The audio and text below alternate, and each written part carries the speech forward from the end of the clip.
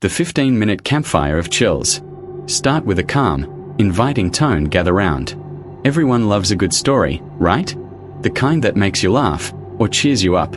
But tonight, we are not telling those stories. Tonight, we are telling the others. The ones whispered when the lights are low. The ones that feel a little too real. Here are 6 stories from the shadowy corners of the world. 1. The smiling man. Tone. Unnerving.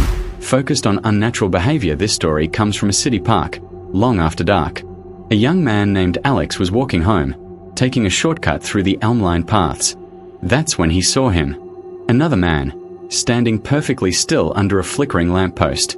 He was dressed in a fine, but outdated, suit. And he was smiling. Not a friendly smile.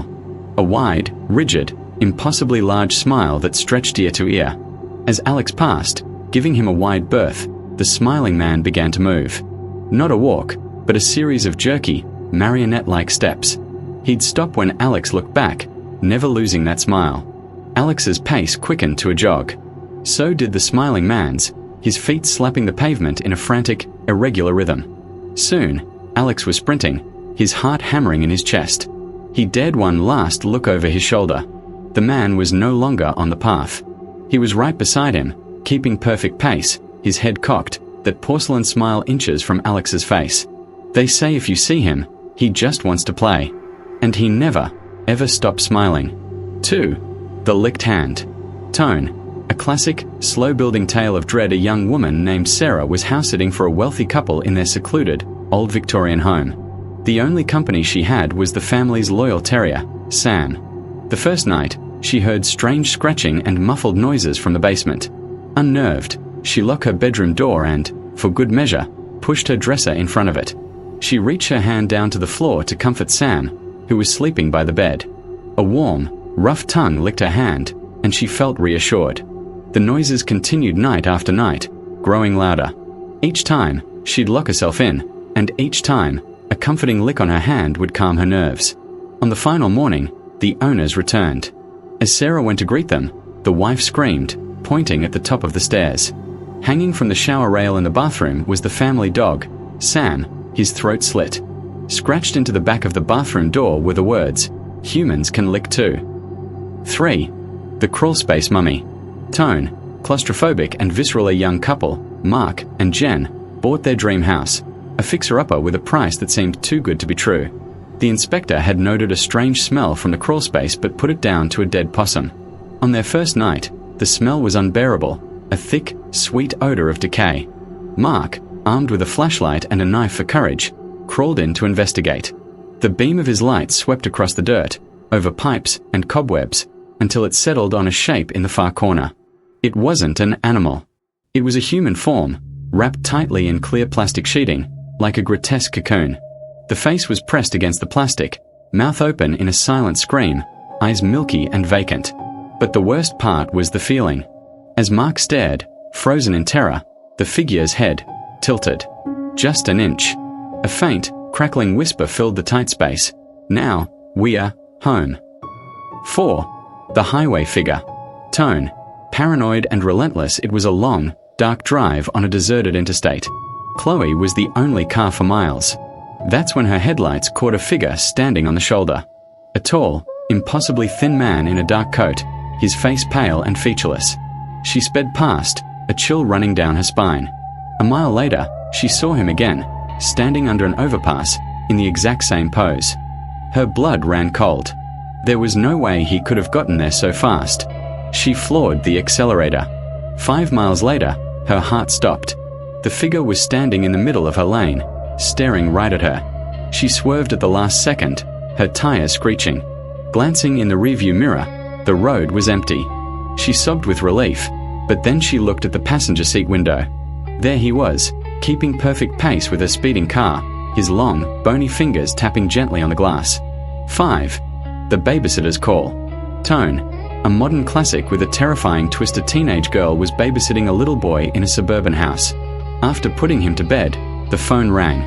A man's raspy voice whispered, "Have you checked the children?" She hung up, thinking it was a prank. It rang again. "Why haven't you checked the children?" Frightened, she called the police. They told her they could trace the call if she kept him on the line. The phone rang a third time. She listened to the man's heavy breathing. "The call is coming from inside the house," the operator suddenly said, her voice urgent. "Get out now." The babysitter dropped the phone and ran to the front door, but it was locked from the inside with a chain.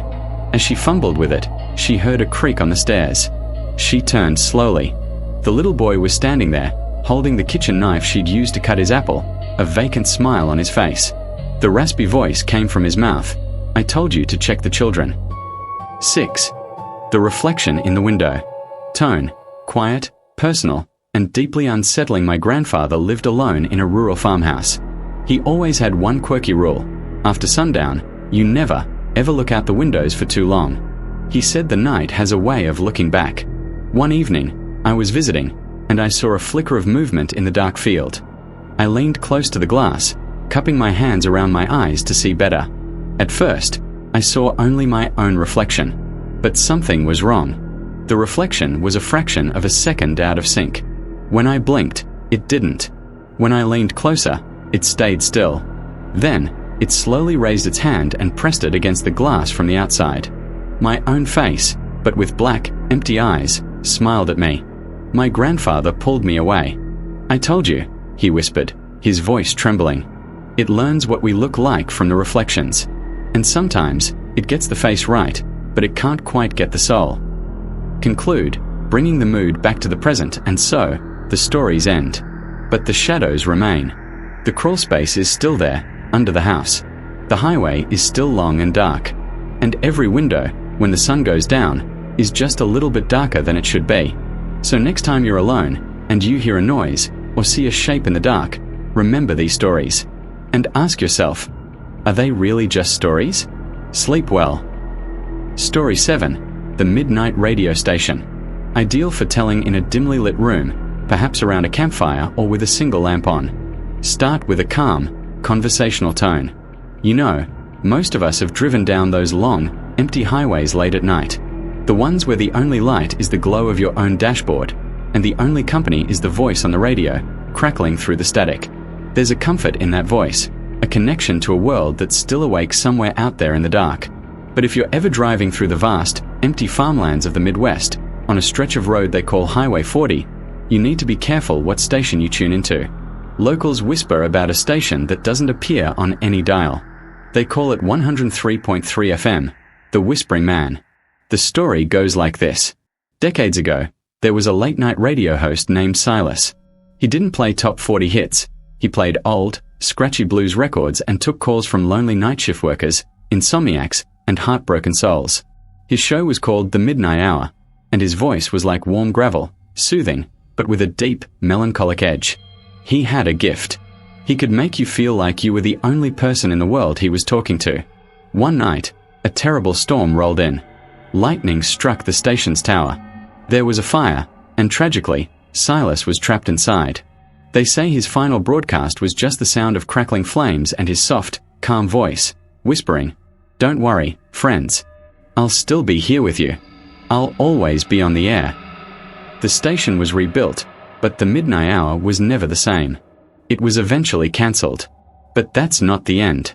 Because sometimes, on a particularly dark and lonely night, when the static between stations seems to breathe, a driver will scan the dial and stumble upon a clear, strong signal where none should be. The numbers on the radio read 103.3, and out of the speakers comes that same warm, gravelly voice. "Hello, friend," Silas will say. "It's a lonely night. Tell me what's on your mind." It starts normally. He'll play a song from the 1940s, something you've never heard but feels strangely familiar. He'll chat with you, and he'll know things. Small things. He might say, "That's a nice locket you're wearing. Your grandmother gave it to you, didn't she?" Or, "You seem tense.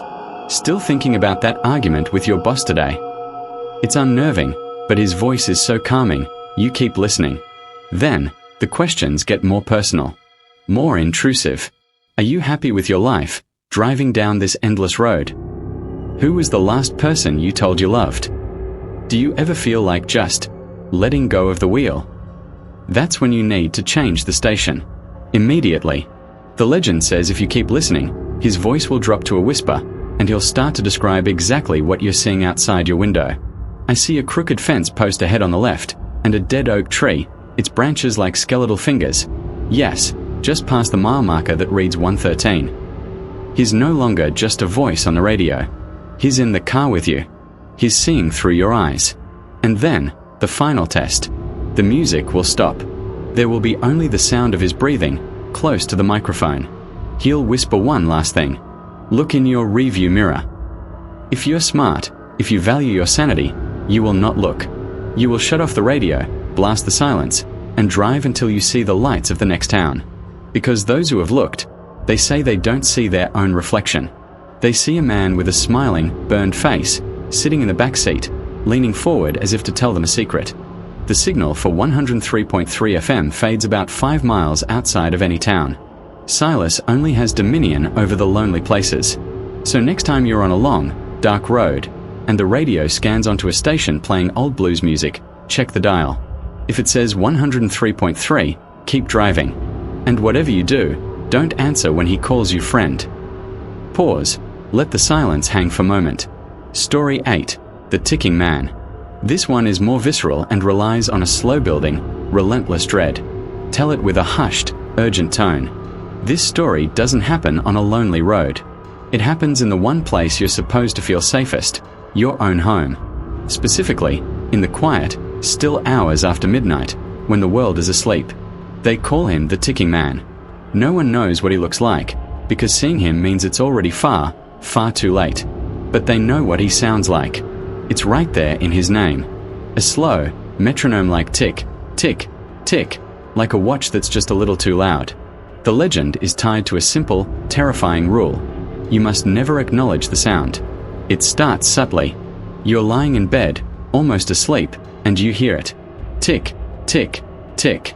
You assume it's the house settling, the radiator, a faucet dripping somewhere. You roll over, trying to ignore it. But it's too rhythmic, too deliberate. It doesn't speed up or slow down.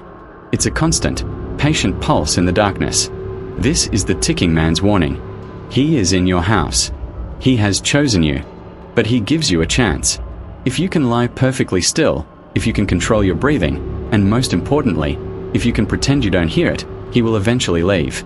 The ticking will fade, step by step, down the hall, and then it will be gone. You'll be drenched in sweat, but you'll be safe. The danger comes from curiosity, from fear. The moment you acknowledge the sound, you are lost. If you sit up in bed, if you whisper, "What is that?" If you reach over and shake your partner awake to ask if they hear it too, that's when the rules change. The ticking will stop. And in that sudden, profound silence, you'll hear 3 things in rapid succession. First, the sound of his breath, right by your ear. It smells of old metal and dust. Second, a faint, dry whisper, "You heard me." And third, the sound of something being gently placed on your nightstand. Click. Then, silence returns. True silence. He is gone. Trembling, you'll turn on the light. And there on your nightstand, you'll find an old, tarnished, wind-up pocket watch. Its face is blank, with no numbers. And its hands are frozen at 3 a.m. This is his gift to you. His curse. From that night on, every night at exactly 3 a.m., you will hear the ticking again. But this time, it won't be somewhere in the house. It will be under your bed, or inside your closet. Or worse, you'll feel the faint vibration of it under your pillow. The only way to get rid of the watch is to give it to someone else. You have to trick another person into willingly accepting it. You can't just throw it away. It will always reappear. You can't destroy it. It's indestructible. You have to look someone in the eye, hand them the watch, and they have to take it. And the moment their fingers close around it, the ticking in your life stops. And starts in theirs. They say the ticking man is a collector of time, of moments of pure, unadulterated terror. And the watch is his way of marking his property. So, if you're ever lying in bed and you hear a steady, patient tick, tick, tick, coming from the darkness of the hallway, don't move. Don't breathe. Just pray that your curiosity is weaker than your survival instinct. Because once you hear him, he's already halfway to you. And all he's waiting for is an invitation. End with a final, soft tick sound made with your tongue, and then fall completely silent.